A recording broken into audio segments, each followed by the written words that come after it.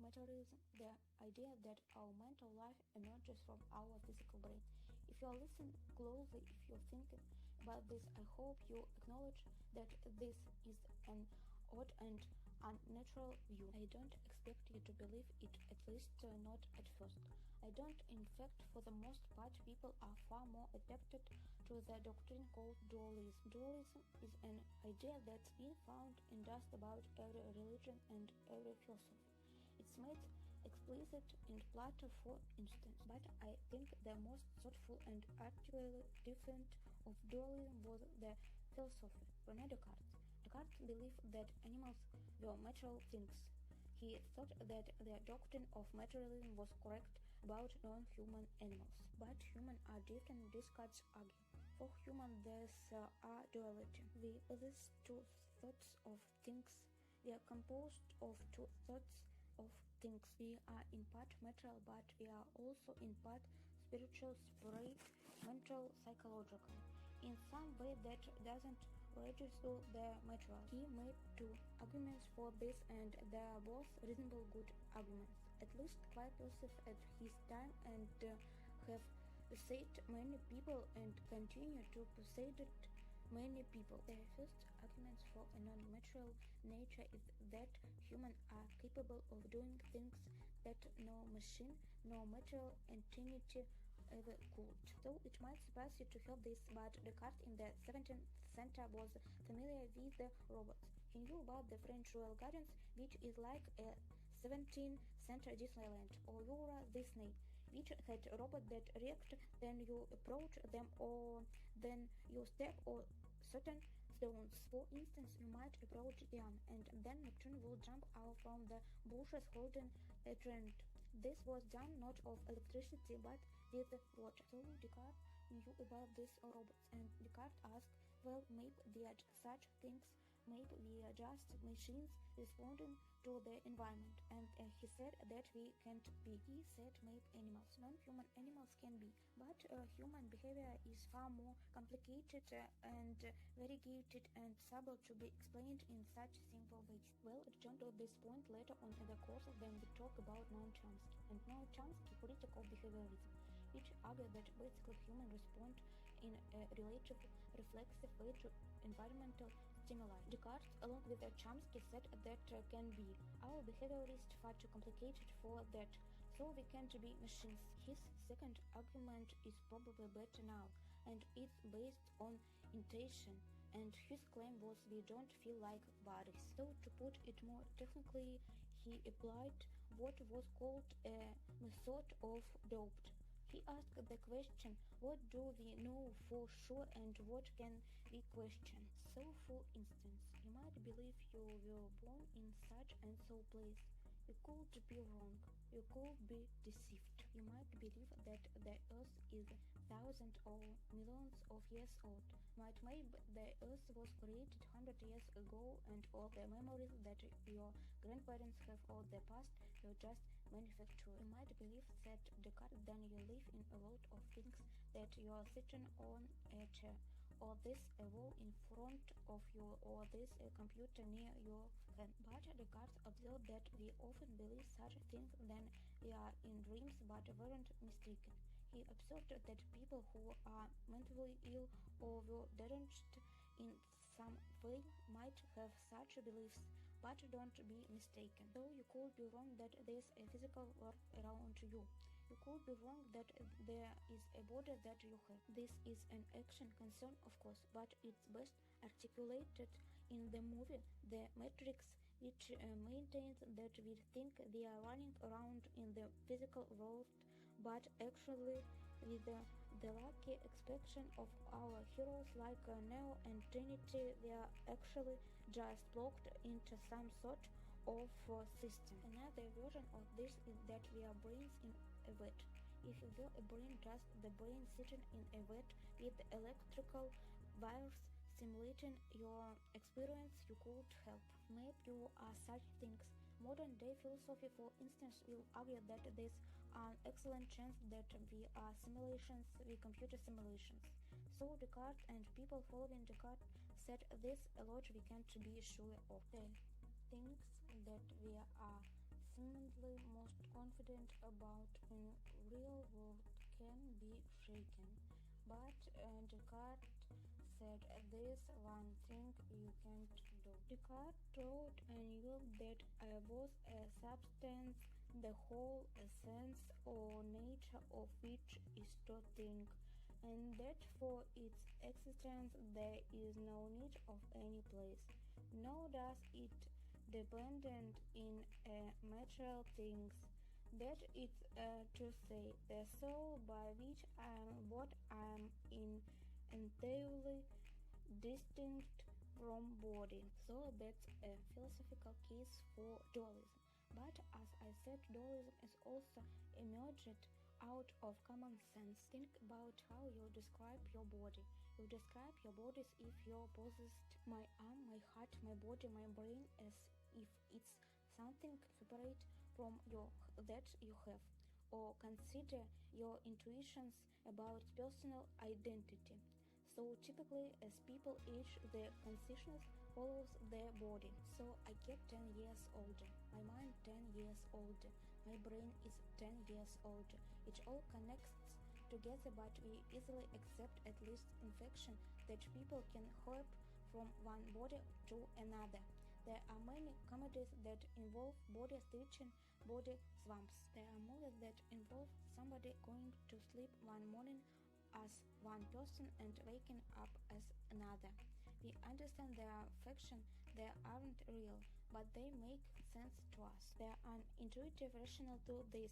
We don't walk out of the door and say, I'm totally confused what happened there. Rather, at least with our naive conception of the self, we accept that least of the possibility that you can hop from one body to another. None of this is limited to modern day movies. The most famous short story of history by Franz Kafka begins with the sense as Gregor Samsa awoke one morning from uneasy dreams. He found himself transformed in this bed into a giant insect. Metamorphosis involves that transformation, and long before that in Ulysses the characters are transformed. Some of the characters are transformed by an evil which interpigs. It's not of you talk to people and turn them into pigs, rather it's much worse. They put them in the body of pigs. As the passage goes, they had the head and voice and bristles and body of swine, but their minds remained unchanged as before. So they will punish their weapon. Our conception that bodies and cells are separate allows us to accept the idea you had many people inhabiting one body. This is how many people think about multiple personality disorder. Something will get to quiet later on their course. It's also at the root of you that many people, both religious and non-religious, hold, which is the idea of demonic possession. Your body can be taken over by somebody else. Another manifestation of dualism is your cult belief in intelligent beings without bodies.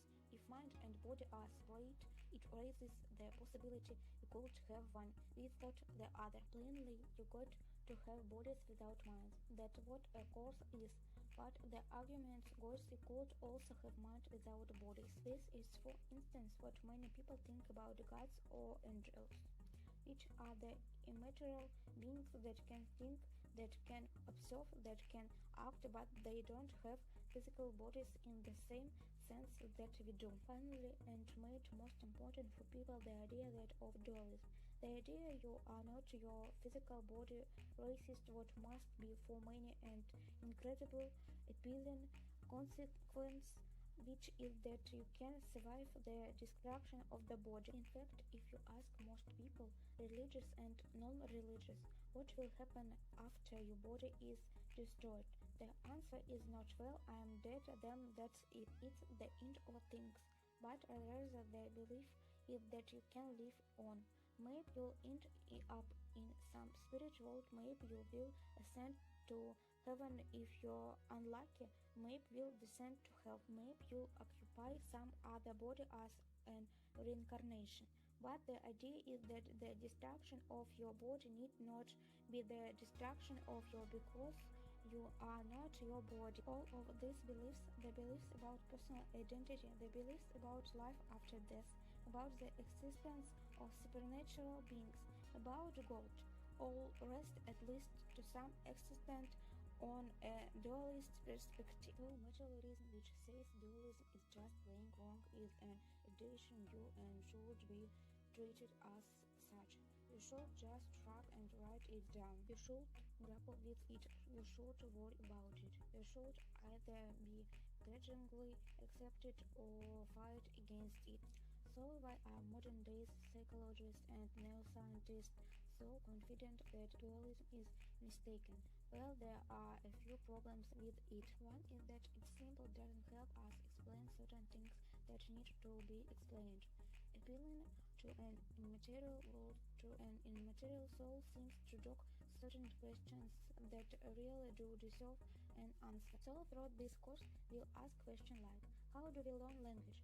What defines sexually attractive? How does memory work? These are questions about ourselves, about our mind. To say, oh, it all happens, some immaterial realm leaves us hopeless, then it comes to answering them. The second concern is that at the time Descartes was correct to infer from the limitations of natural things, physical things, that we probably are not physical things. But by now we have a much better understanding what physical things can do, which makes it entirely possible for many of us that we are such things. So I'm thinking, for instance, of computers and robots. For Descartes, the idea that a physical thing can do something as complicated as play a game of chess would seem ludicrous. But now, of course, we know that physical things, and if you're looking at a computer, you are looking at such a physical thing, can do exactly that. They can understand language, they could recognize objects, they could store things in memory, they can make inference, and so on. Now, for some of these things, they don't do it anywhere near as well as people do. So when we talk about language development, for instance, we see that a 2-year-old child uses that and understands language better than any computer around. So we need to bear that in mind. But still, it's no longer nuts to say that physical things can do all over the rich and psychologically diverse and psychologically completed things that people do, which means that we have to take seriously the claim that we are in fact such physical beings. The final consideration is that this tremendous evidence that the brain is in fact the roots of mental life. So put aside all that philosophical abstract argument, this just tons of direct evidence. To some extent, that direct evidence has always been there. We don't have to be born in the 20th or 21st century to appreciate that getting hit in the head could affect your consciousness and your memory. To appreciate that diseases like syphilis can lead to disruption of the will and of consciousness.